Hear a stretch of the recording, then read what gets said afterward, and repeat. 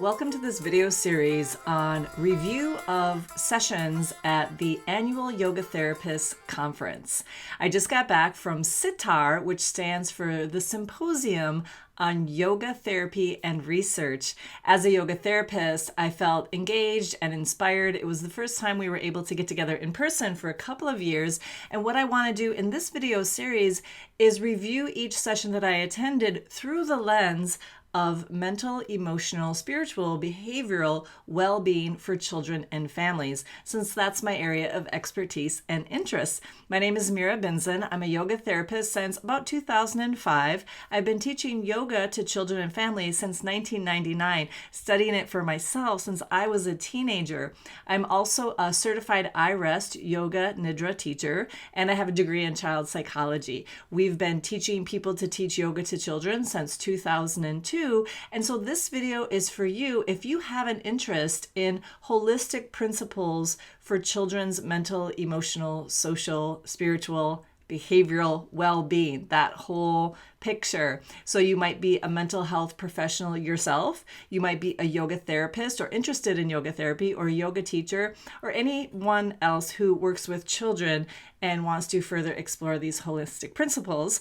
So thanks so much for being with us. Let's dive into our first topic. The first session that I'd like to review from the SYTAR Conference 2022 is a session on collective trauma. So as of June 2022, the entire world has been through the coronavirus pandemic. It's caused an enormous upheaval in children's lives. That's what we're talking about. So yes, a lot of other people as well. And so what can we do to support them? And how does yoga therapy specifically address this? This session opened by identifying 3 core needs that all humans have. The first core need is belonging. We need to feel a part of something. We need to get support from a community. You know, human species are hardwired to be together in a group for safety, and that was wildly disrupted during the coronavirus pandemic. The second core need is safety, feeling safe, right? This also was disrupted. And the third core need is dignity, being seen and being heard.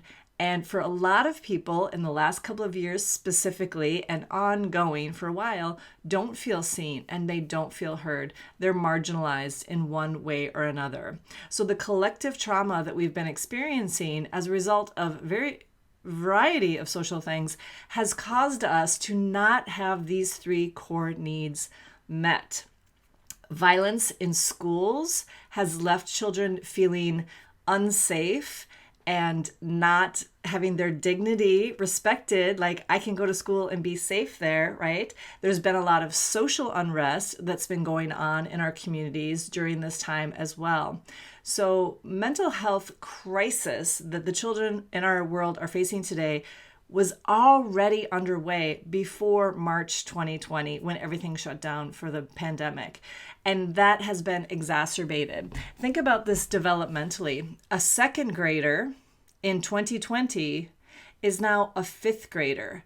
They've missed so much in regards to friendship development, social development in general, as well as academics. And we need to address this. We need to recognize what's going on. Another thing that's important to understand with collective trauma is that when one member of an identified group has been exposed to trauma, that entire group may experience that trauma. So think about the kinds of violence that people of a certain group have experienced.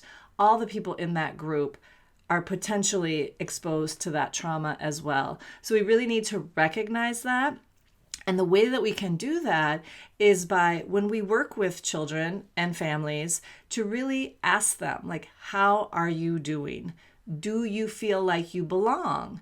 Do you feel like you have social connections? Do you have a community? Do you have support?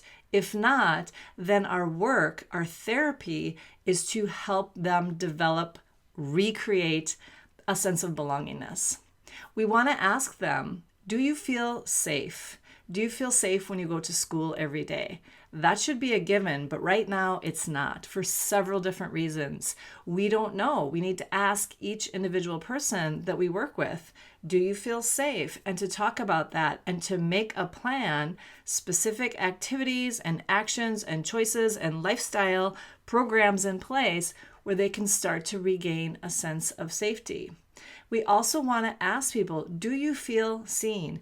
Do you feel heard?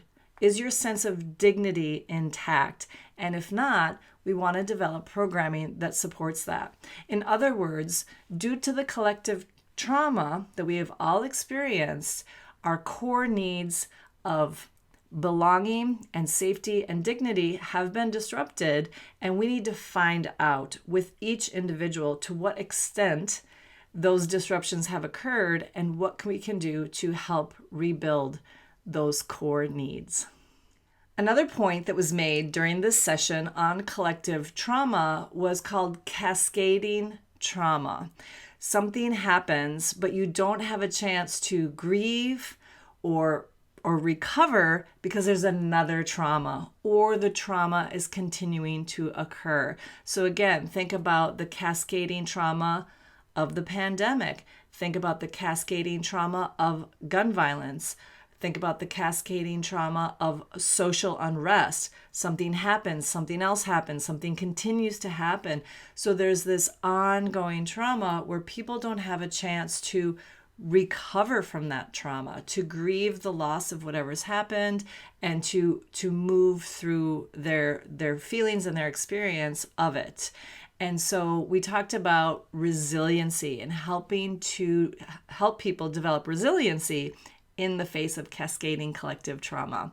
Several things that we can do. One is strengthening resources in the community. We talked about that, meeting a core need, and there's a specific technology that we use in our programming called iRest, Yoga Nidra, and within that is a specific protocol called developing an inner resource. So developing resources in the community and also developing resources within yourself. So I'll go into more detail on a session on iRest Yoga Nidra, but this inner resource is that you practice developing a sense of safety within yourself. It's a felt sense in your body, and you cultivate it on a regular basis so that you can use that as a tool to develop for yourself, that you can do that to strengthen your resources. Another key component to developing resilience is mental and well-being support. And this is at the heart of what we do as yoga therapists.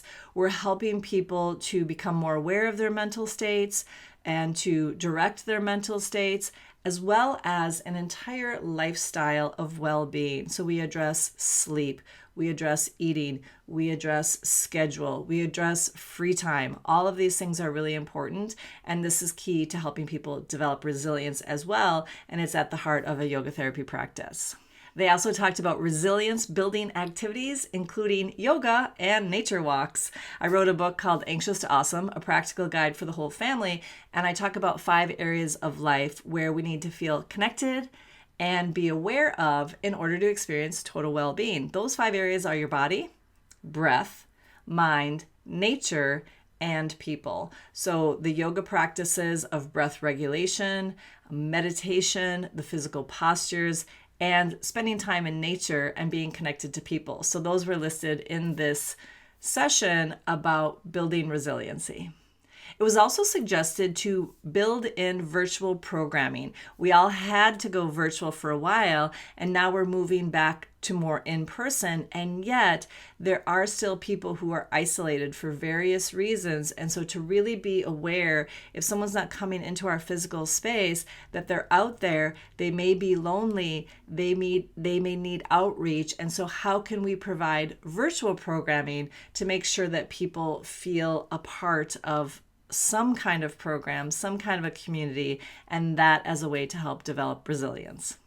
Also recommended were arts-based and life skills-based activities. Again, yoga therapy addresses this directly. When we do guided relaxations with children, we oftentimes will give them coloring supplies to draw afterwards. Creating art after a guided relaxation or a meditation is a really effective way to extend that introspective process, and it gives them a way to process and explore and express their mental and emotional states. And so that is something that we do as well. So you might be thinking about ways that you can incorporate that into the work that you do with children, some kind of art, some kind of expression, and then also life skills. This is Ayurveda. So yoga therapy includes Ayurveda, which is India's nature-based medicine system.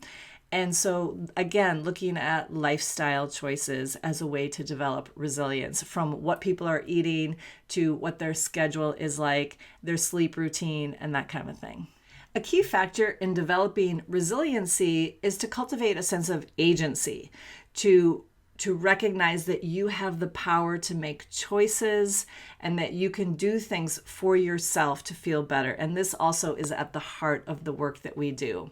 A couple other interesting notes that were made during the session that I wanted to share with you is that there was a report from the American Psychological Association. Nearly 1/3 of people in the United States are so stressed out by this cascading pandemic trauma that they're struggling to even make the most basic daily decisions that used to come so easily. And in fact, according to the survey, and this is from 2021, millennials are the hardest hit by this mass trauma and collective stress. And they also included parents as the most stressed out. So millennial parents have been identified as a group that's really experiencing this collective trauma. This is often the age of a lot of the parents of the kids that we work with. So we really want to be aware of what parents are going through right now and add in all of this support for them as well. So to just address the child and not the parents isn't a holistic approach. We're not really looking at the whole picture. So we want to make sure that the parents of these kids are getting this kind of support as well. A book they recommended that I wanted to share with you was written by Oprah Winfrey and Dr. Bruce D. Perry. The book is called What Happened to You? Conversations on Trauma, Resilience, and Healing. So a lot of times people say, well, what's wrong with you? And they're saying, instead of what's wrong with you, what happened to you? Recognizing that everyone has been exposed to trauma in one way or another, and how can we help people heal through that trauma? There's a great book. It wasn't recommended in this session, but it speaks directly to this.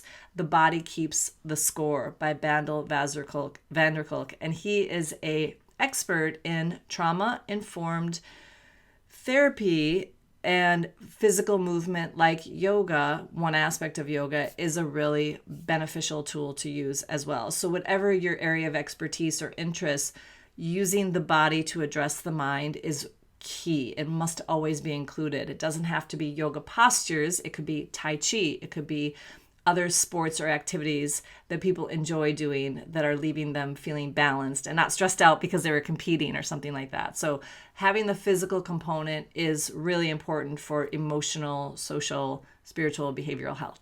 One of the speakers of this session said, this is a time for radical togetherness. We have to be more bold than we've ever been. We have to walk the talk by doing these practices for ourselves, moving through our own trauma, healing ourselves, cultivating our sense of safety and belongingness and dignity so that we can support others in doing the same. We have to show the benefits of these practices in our own lives.